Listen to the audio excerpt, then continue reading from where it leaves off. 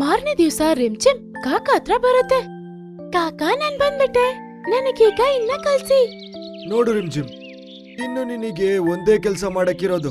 ಏನ್ ಕೆಲ್ಸ ಮಾಡ್ಬೇಕು ಕಾಕ ಹೇಳಿ. ನದಿ ಹತ್ರ ಒಂದ್ ಕೊಂಬೆ ಇದೆಯಲ್ಲ, ಅದು ಸರಿಯಾಗಿ ನದಿ ಮೇಲೇನೆ ಇದೆ. ಅದ್ರ ಮೇಲೆ ಒಂದ್ ಮಾವಿನ ಹಣ್ಣಿದೆ.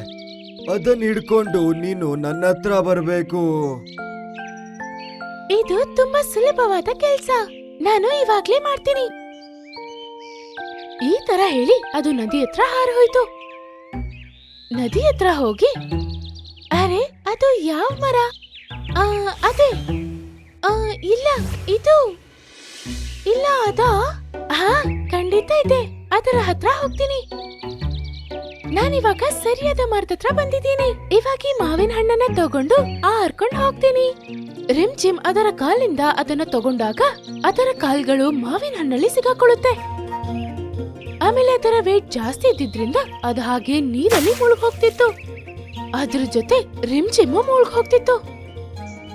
ಆಮೇಲೆ ಆ ನೀರೊಳಗೆ ಹೋಗ್ಬಿಡುತ್ತೆ. ಅದು ನೀರೊಳಗ್ ಹೋಗಿ ಅದರ ಶ್ವಾಸನ ಹಾಗೆ ಇಟ್ಕೊಂಡು ರೆಕ್ಕೆಗಳನ್ನ ಹಾರಿಸುತ್ತೆ. ಆದ್ರಿಂದ ಅದು ಸ್ವಿಮ್ ಮಾಡ್ಕೊಂಡು ಹಾಗೆ ಮೇಲ್ ಬರುತ್ತೆ.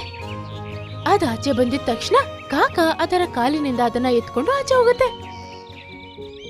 ಆಮೇಲೆ ಅದರ ರೆಕ್ಕೆಗಳಿಂದ ಮಾವಿನ ಹಣ್ಣನ್ನ ತೆಗೆದು ಬಿಡುತ್ತೆ.